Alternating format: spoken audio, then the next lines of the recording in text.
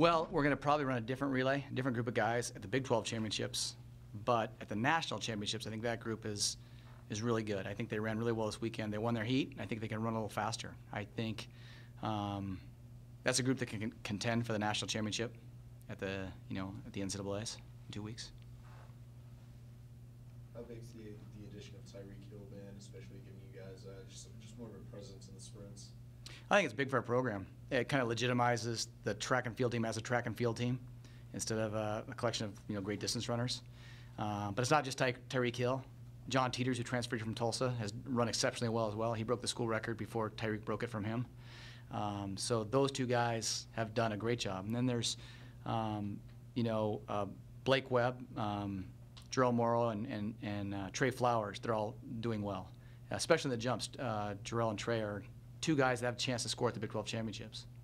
How do you go, for those five guys play football? How do Yeah. you go about, balancing those two sport athletes? Well, it's, football drives the ship, and whatever those guys need to do to be ready for football comes first. And then when they have time to come out and run track and field, and, it fits into what they're doing, they come out. And so, they're trying to do the best they can do on not full-time track and field, but pretty good time. Obviously, their commitments are first to football, but they love track and field too. So I think, everything they can do is good for us. And for some of those guys that are just so gifted as athletes, like Tyreek Hill, it doesn't take a lot of time on the track to be great.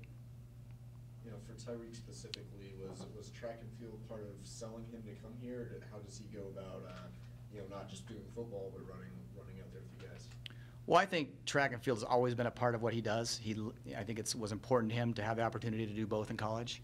And, I think he worked it out with the football coaches who were recruiting him and Coach Gundy, that something he wanted to do and they were comfortable with. So I think, that was probably part of the process in getting him here. So when did you first talk to him about joining the team?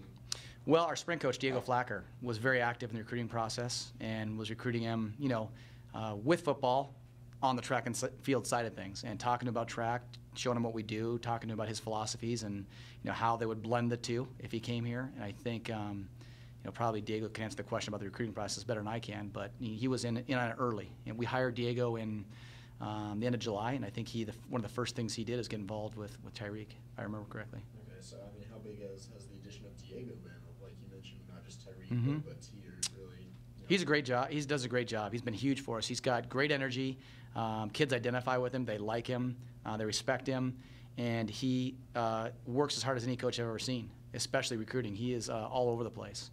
And, he's got these guys out from football right now, and he's got John Teeters, but he's already signed some great kids for next year in the sprints that will be joining us. So, that's the area of our program that's going to grow, and we're going to start developing more and more. And I think it'll be beneficial for our track team, but it'll also help some of their sports like football, where you get a lot of dual sport athletes that are interested in both, and maybe not having a full track team has hurt football in the past, because some guys say, well, you guys don't have a track team, I'm not interested at all, and they maybe get the door closed before they even get started.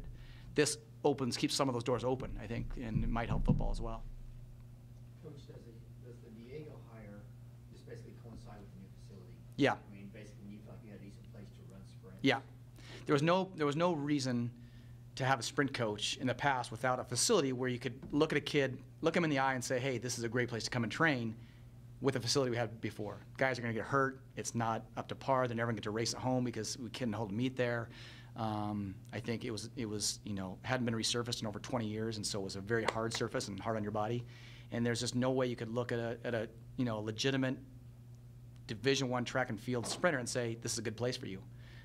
Now with the new facility, that changes. And so if you've got a facility where you can attract kids, then you got to have a coach to coach them. So that's exactly right. Once we had the facility, then it was time to go hire a coach who could recruit to it and develop that part of our program. Coach, when you look at just the additions that you made with sprints and in the field events, you've got a team that can really make a run at winning the conference.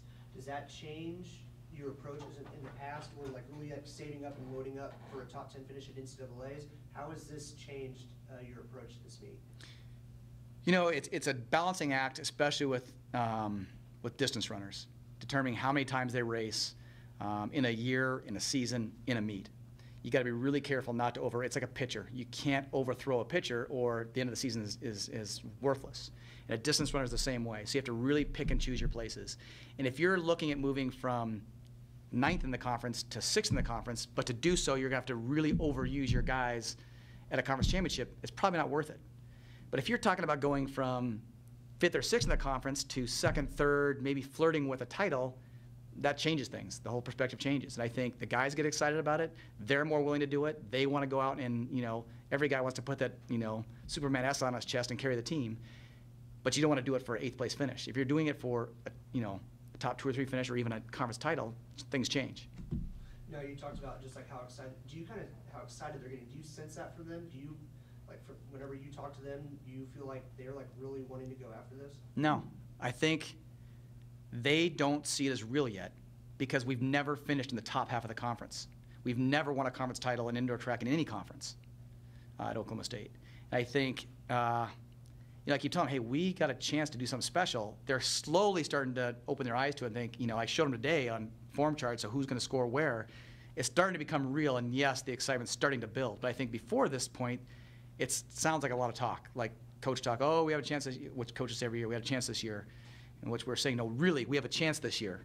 Now I think they're finally starting to see it. And when you get guys like Tyreek out there doing the things he's doing, and John Teeters, and Nick Miller and the Hammer, and we even got a guy who's walked on the triple jump, Ryan Finney, who's ranked 8th in the conference as a freshman. We got other event areas. It's not going to be a bunch of distance guys running 3 or 4 events trying to keep us afloat. It's, wow, we got some help in other areas. And I think they're finally seeing that as real, and I think they're excited about it, yeah. When you combine that with a new facility and, like you touched on some with the addition of football players, just what's that say about the evolution of this program? Well, I think it's changing quickly. I think it's a very dynamic evolution. I think we've gone from, a few years ago we had about 15 guys on our entire roster, and probably 10 of them were Division I athletes, and the other guys were just here running for us because we needed bodies. And because of the change in resources devoted to track and field and the facilities, and not just the track and field, but Boone Pickens Stadium, which helps us in recruiting, the weight rooms, the athletic village, everything that a recruit comes in and sees now, this looks like a legitimate place for an athlete to be, not just a track and field athlete, but any athlete. So I think it's happened very quickly, and in the last 4 or 5 years, it's accelerated even more. Now that we got the track, I think we're going to see another big jump forward. But I think the whole athletic department is benefiting from all the facilities. I think it's not a kind of a one-horse show anymore. There's more than just football. There's great sports. There's great facilities. It looks like a real place to be an athlete. Now this weekend, what do you think it's going to take to get the finish that you want? Is it going to take a Herculean performance from some people we may not expect, or is it a matter of people holding the ranks that they currently have in the conference? I think there's going to have to be a couple heroes for sure. You're going to have some guys that are going to have to outperform what they're expected to do. You have to have some guys who are expected to do well agree to do more than they probably should. In the long-term best, they're going to say, you know what, for this one time, I'm willing to sacrifice maybe a couple places at Nationals 2 weeks from now to make sure we win this title. And we've got some guys, Kiribel Arasa and Shane Moskowitz, that are high-level athletes that those guys could probably win 3 or 4 events if they had the time, space to do it. We don't really, because it's a very condensed meet. But we're going to ask, if we're going to do something special, those guys are going to have to do more than they've done in the past and say, you know what, I want to take a chance on winning it, or placing high in the conference, and maybe run more events than I normally do. Why are those meets so close together, Coach? Why does it work out that way, you think, those kind of hard choices?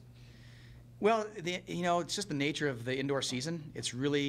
It's condensed. Yeah, there's very, very little time between really when school gets back in session, we really truly start indoors, and maybe the first or second week of January and the middle of March when the national championships are. There's just not a lot of opportunities to space it out.